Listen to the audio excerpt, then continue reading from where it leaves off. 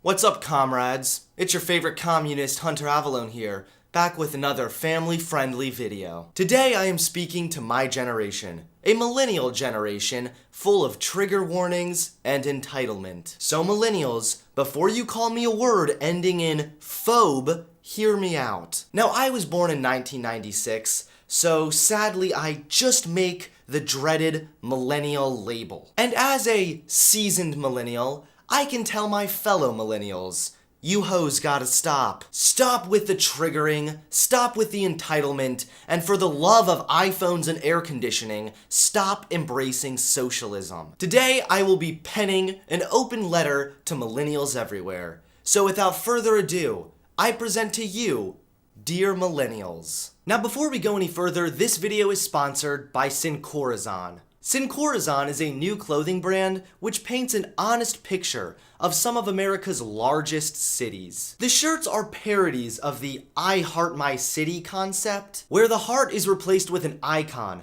that describes the city in a more honest, and for some cities, more offensive way. I mean, check this out. They even made one for me. I love Retardville. The icons are carefully selected based on the city's culture, statistics, and how they are perceived from a conservative perspective. Syncorazon also makes cool slogans that appeal to young conservatives. If you want an all-American wardrobe with cool and triggering prints, head over to syncorazon.me today. I think the best way to describe how downhill millennials have gone is to introduce you to the new face not only of the Democratic Party, LOL, but of millennials as well.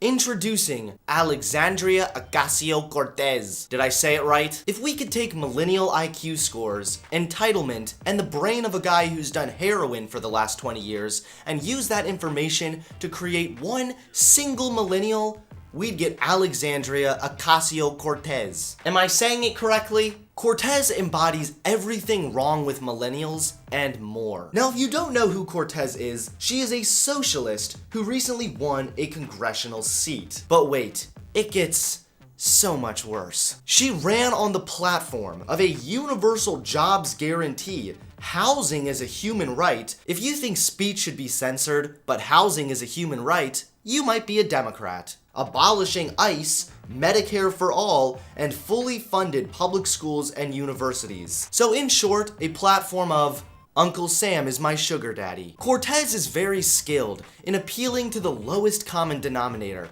and saying exactly what her base of brainless morons want to hear. Challenged to a debate? Accuse them of catcalling. You just won the feminist vote. Pressed on unemployment? Yeah, unemployment is probably down because everyone has 2 jobs. The numbers that you just talked about is part of the problem, right? Because we look at these figures and we say, oh, unemployment is low, everything is fine, right?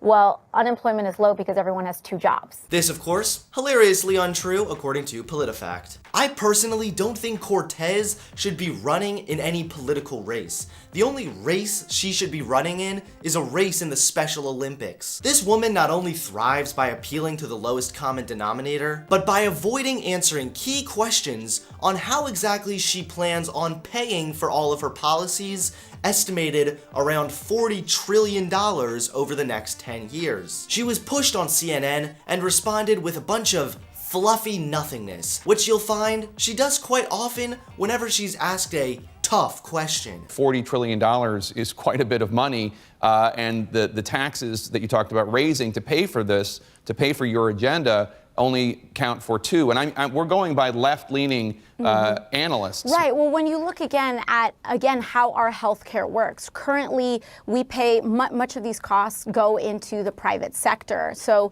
what we see is, for example, you know, a year ago, I was working downtown in a restaurant.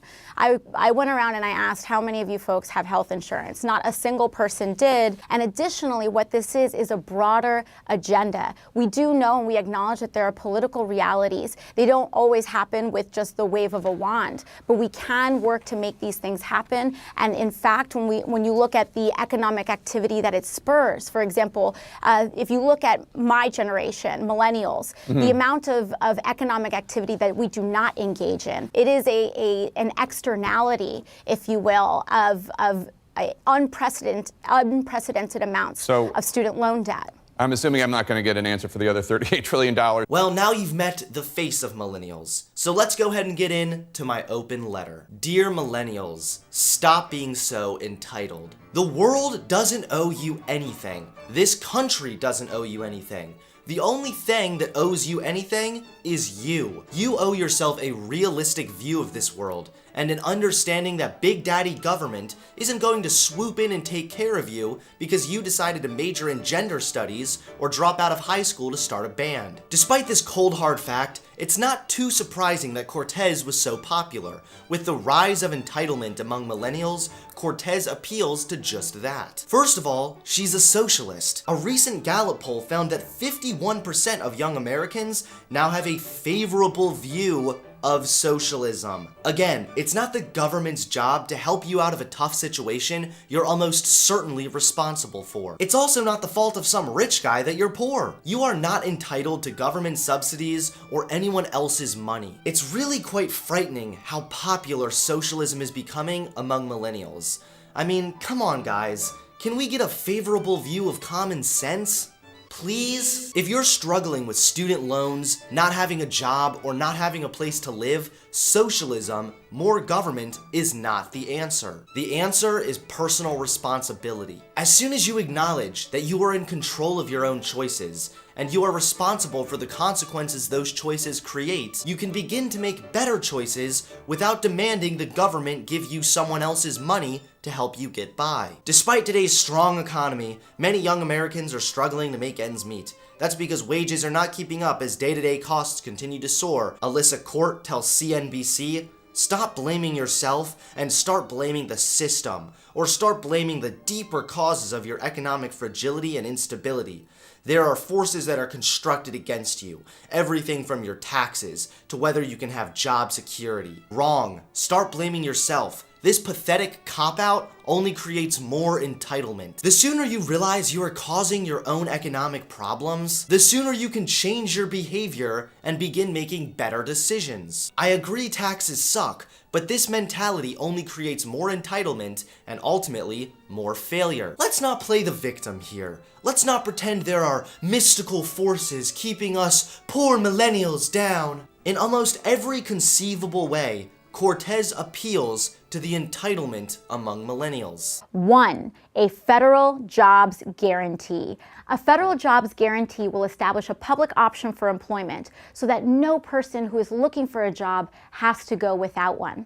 This public option for employment will also establish a $15 minimum wage pegged to inflation, as well as paid health care on the job and paid family and sick leave. Now, if it's not already obvious how this appeals to the most entitled losers, she also wants to raise the minimum wage to $15 an hour. First of all, I'm not really sure how it would benefit the economy to just give everyone a job. This sounds almost as stupid as suggesting we just print more money. Plus, raising the minimum wage to $15 an hour would not benefit the worker. In fact, it would hurt the worker and the consumer. First of all, if you raise the minimum wage, the cost of living would be raised as well, basically making the raised minimum wage useless. Think of it this way. If some guy is working at a restaurant for $10 an hour, then the government forces the restaurant to pay the worker $15 an hour, the first thing that would happen is the worker could lose his job or the worker would have hours cut. However, if the restaurant doesn't fire the worker and they don't cut their hours, the restaurant would be forced to raise their prices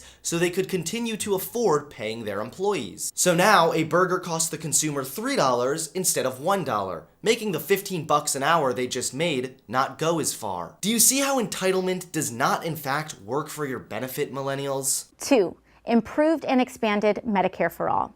Improving Medicare for all, lowering copays, and expanding the system so that every American has the opportunity to buy into Medicare. Free, free, free! I know this sounds fantastic, but hold your hats, entitled millennials. Medicare for all is an absolute disastrous idea. Liberals love to paint conservatives against Medicare for all as evil, heartless monsters who want people to die. In reality, being against Medicare for all is one of the most compassionate things you can do. Let me ask you this, and actually think about it.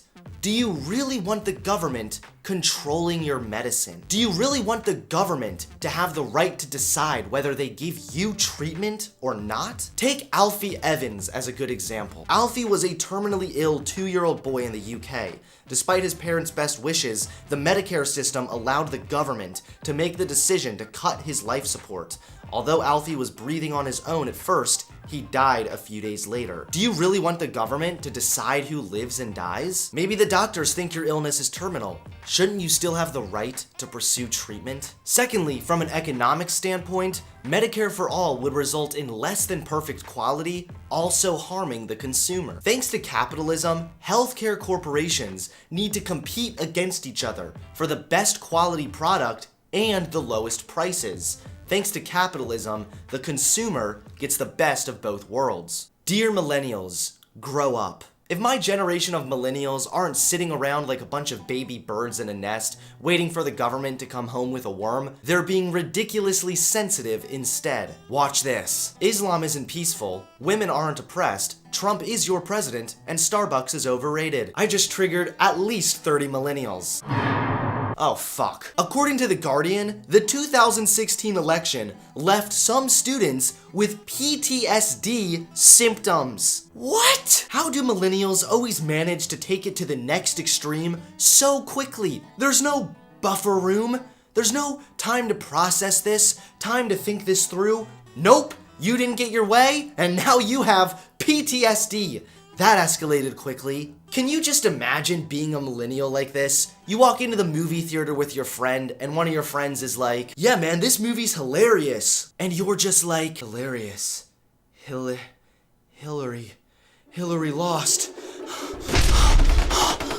Does everything give these sensitive babies PTSD nowadays? Okay, so I'm really excited to go to Starbucks today.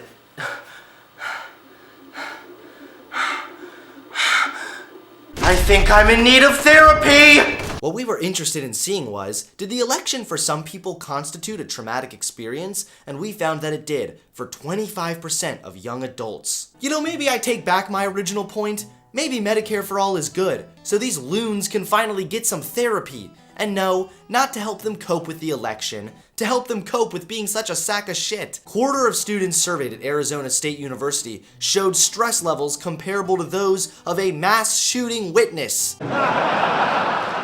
This is like the giving tree. It just keeps on giving. I saw my friend get shot in school. I have PTSD. Well, the robotic rich white woman funded by super PACs lost the election, so I have PTSD also. Yeah, unless you witnessed a shooting or fought in Vietnam, just shut the fuck up about your PTSD. The only PTSD you have is pussified twats sunk in denial. It's become painfully obvious that so many millennials cannot handle living in the real world. It's delusional to think that socialism will solve your problems. It's a fairy tale to think that Alexandria Ocasio-Cortez is going to fulfill your entitled wishes. And it's a grave reality that so many millennials cannot even handle losing an election without developing PTSD. Here's a final word of advice for millennials everywhere.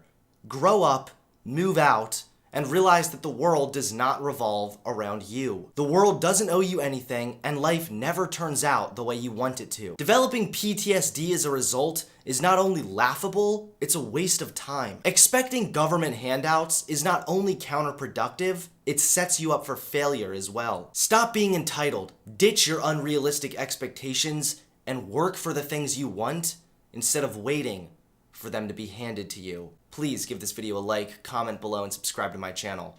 I'll see you all soon. Peace.